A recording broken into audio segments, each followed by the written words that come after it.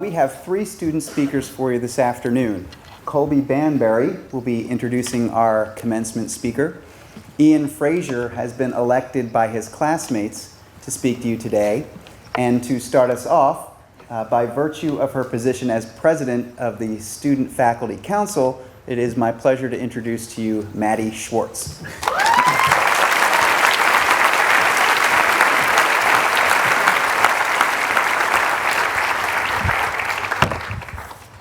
Thank you, Dr. Hickey. Good afternoon. On the second day of our 10th grade history class, Dr. Wasson looked around the room and asked us, if I were to take a magic wand and point it at each one of you, erasing your memories, what would you do? This, he explained, was history. It is what leads us to our next step. It is what defines our actions and shapes the person we are and will become. Without our history, he explained, we are lost and without identity.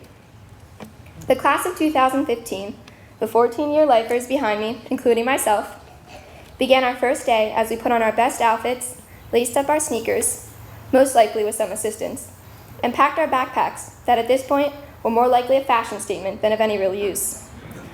The beginning of our first day went as any first day would. Our parents dropped us off.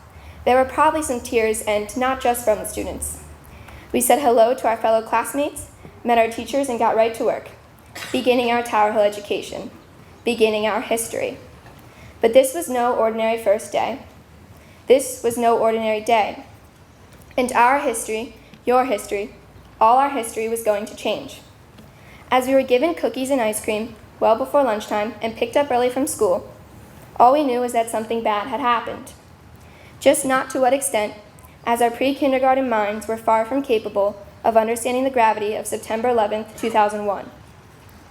Our first day at Tower Hill began the journey of our lifetime, but we also embarked on a journey with all of you, with the graduates before us and after us, as all our lives and all our worlds changed that day. With the education of the past 14 years, thankfully we are able to understand the magnitude of that day. So as the world at large changed, we began the journey of our lifetime. Pre-K came and went, as did kindergarten and every year thereafter. Who can forget the Williamsburg trip, when we first learned the trials of personal hygiene and got our first taste of independence? We learned of the beginning of our American heritage, the beginning of our path today. At recess, we learned how to share our crayons and play together, creating our own games and pastimes. These little instances of everyday lower school life are easily forgettable, but they are relevant to us today. In gym class, we first learned how to be a part of a team, how to pick each other up, and keep playing on no matter what, something that our athletic requirement asks of us today. Miss Tynan's don't want no pop, don't want no tea, just want some milk, moo, moo, moo, moo, Wisconsin milk, moo, moo, moo, moo, helped us first learn the importance of making healthy choices. Lower school moments may seem insignificant, but they have impacted us, especially as they set us up for what some may describe as our glory days, middle school. To quote Bob Dylan, times are changing all throughout middle school. The angsty years of trying to fit in, but of also simply trying to pass the Mr. Singles test. 5th grade began the hammering of study skills into us that hopefully we still use today, or should I say, just a few short days ago. Will we remember the trials of discipline as we navigated the waters of a changing dress code and skirted demerits at all cost? Did those constant reminders to tuck in our collared shirts and wear the exact pair of required khakis matter in the long run? What about the many other lessons? These moments may seem insignificant, but they have taught us how to integrate ourselves in a community as citizens. Throughout 7th grade, we learned how to collaborate as we embarked on the notorious Gettysburg Project and created films in English class.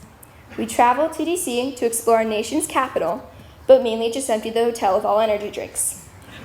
In 8th grade, on the Cape Henlopen trip, we learned to stargaze, orienteered, and did other scientific activities. We then forgot the constellations, got lost orienteering, and managed to mess up every activity. Then, later in the year, we relearned the constellations only to forget them all over again when exam time came around. We spent 4 years taking exams that had no effect on our future other than preparing us to take even more exams. We began the introduction of middle school sports, band and chorus, and had the 8th grade show. Every moment is easily forgettable, but as a whole, they are what make up our middle school years and construct this chapter of our history. These 4 years began the true foundation of our multa benefacta, Tower Hill's many things done well, the motto that encompasses our Tower Hill education and that drives our history.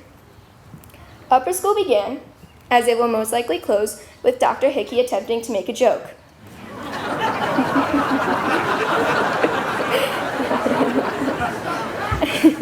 As he did every year in his opening address. Upper school gave us more freedom, yet an ever-changing, ever-unfollowed dress code, and a schedule that varied each year and became more and more difficult to understand. Will we remember the constant reminders to be in dress code, or to keep the filthy lounges clean, or Signora's policy, if you're not early, you're late? Now, think about that for a second. There's a late, and there's an early, but there is also an on time. There is a now. There is our future, and there is our past, but there is the now. Over the past few months, Mr. Bacher and Mr. Wasco have been reminding the seniors, don't do anything stupid. Don't screw up your history, because the future becomes now, becomes history, and becomes our Tower Hill experience.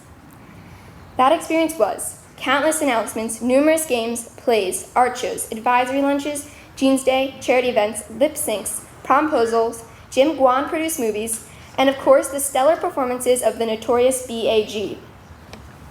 Between Williamsburg and 9/11, between study skills and sportsmanship, between crayons and exams, cookies and advisory lunches, field trips and don't do anything stupid, we have created our Tower Hill experience. Through the mundane of the everyday to the thrill of the big game, we have forged our history. But we didn't do it all by ourselves. Everyone here today, especially the amazing teachers, coaches, mentors, and staff members, have had a hand in creating our history. Parents, you have given us the amazing opportunity of a Tower Hill education that we will surely carry with us. So as we wave goodbye to Tower Hill, collect our diplomas, and say our thank yous, we bring this chapter of our history to a close. But as Dr. Wasson explained, without our history, without our lives at Tower Hill, we are lost.